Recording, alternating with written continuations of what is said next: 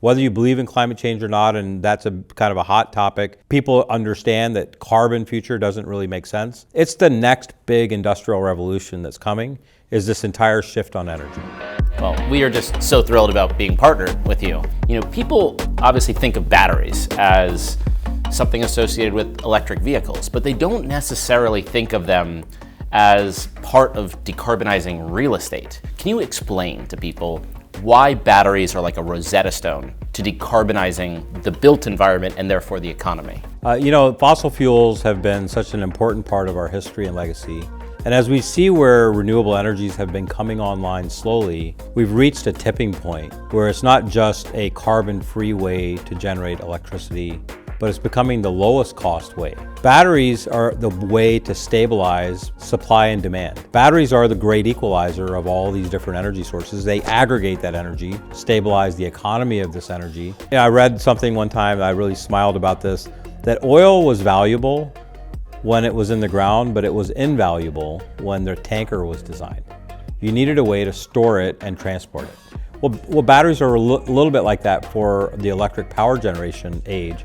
If you have way too much wind, it can go wasted, because if there's no way to sink it, then that energy source is lost. You have to have a way to put it somewhere, and batteries are the way to do that. Now, buildings are connected to that idea, because buildings are connected to our vehicles. If we can make batteries and buildings go together, that helps you then create the sources of energy that are renewable and decarbonized for the vehicles that are driving around as well. Something I've always said is that everything with a roof on planet Earth eventually is going to have a battery in it. Yeah. Why do people not seem to get that? I think it's because in the transition of an old way of doing things to the new way of doing things, sometimes people have trouble imagining the future where it's all connected. I'll use this example, that we're inventing an electric car industry, and it thinks of itself as needing energy from a building, but it never thinks of itself as donating energy to a building. And then a building is sort of there to charge that car, but realize that eventually the building could be normalized on its peak loads by taking energy away from vehicles that are connected and giving it back when it's cheaper, normalizing the average power instead of having really high peaks. One thing people don't understand that often is building a rate for electricity, not related to their average demand, but related to their peak demand. Because if the power company has to survive a 3-to-1 or 5-to-1 or 10-to-1 spike on the normal baseline, they charge the building for the capacity because they have to have it when the building needs it, even though the building doesn't need it all the time. Well, if you have a whole fleet of electric cars pull up in the morning,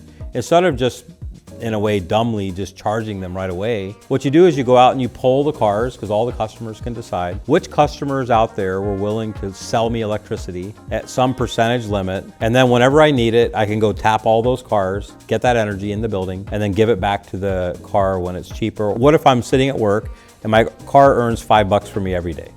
That's a really interesting model that is not yet thought about, and that's why the electrification of the building plus the cars and transportation is going to go through a period of interconnecting itself. Simplest example, phone, camera. They were separate. Now they're inseparable.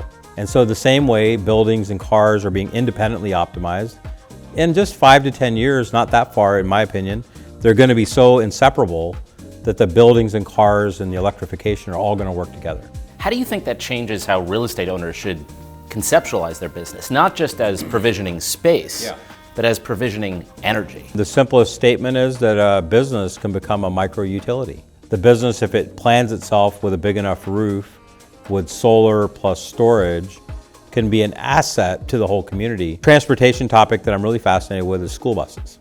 School buses are the nation's largest fleet of buses right now. You electrify all the school buses in the nation, you end up with a very massive amount of energy storage, and it's not being used all summer.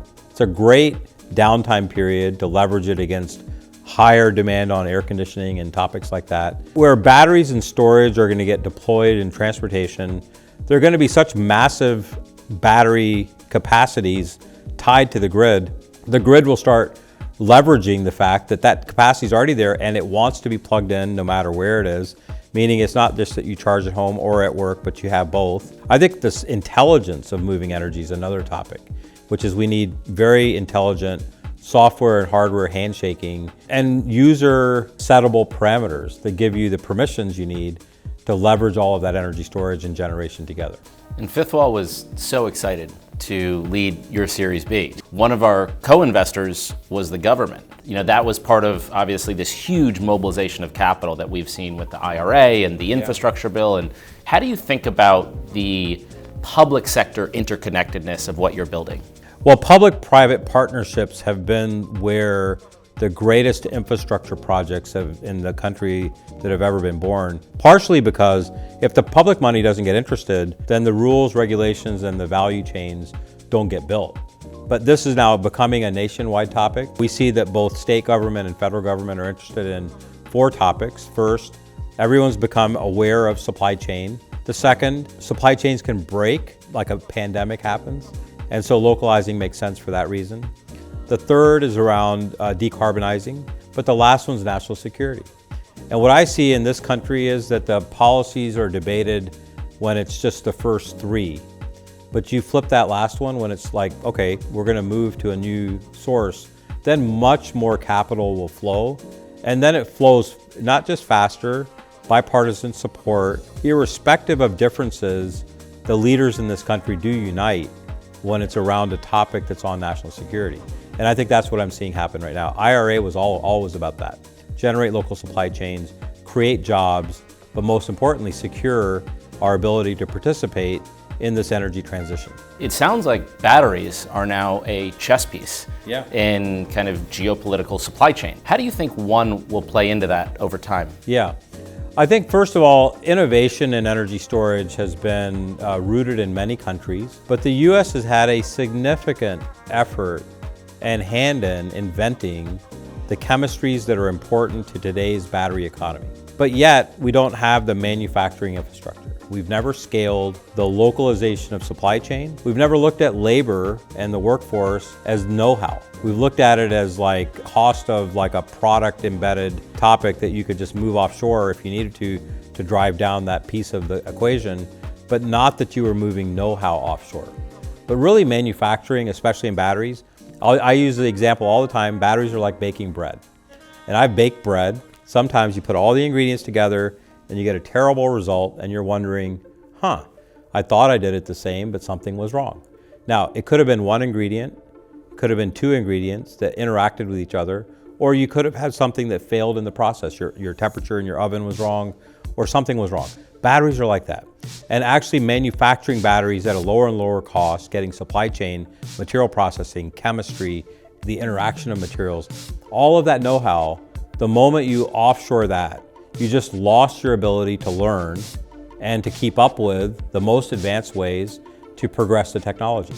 Now, the US has invented the most important chemistries in the world. What one is here to do is see that we invent it here and make it here. Invent it here and make it here. If we can invent something that's disruptive, like a battery that can power an electric car 600 miles, if we can do that and we can build it here and we get better at building it here and invest in our workforce, it's the next big industrial revolution that's coming, is this entire shift on energy. I just want to say, on our side, we are so thrilled to be supporting you and backing you. I think what you've built is incredible and so ambitious and so important. So we could not be more thrilled to be partners. Your videos, you sit down and spend like just 5 minutes explaining something that takes us like hours to figure out how we're going to message. And so I'm going to come to you to simplify our messages every time. I appreciate your videos very much. Just congratulations on everything. Thank you very much, man. Thank you. Take care.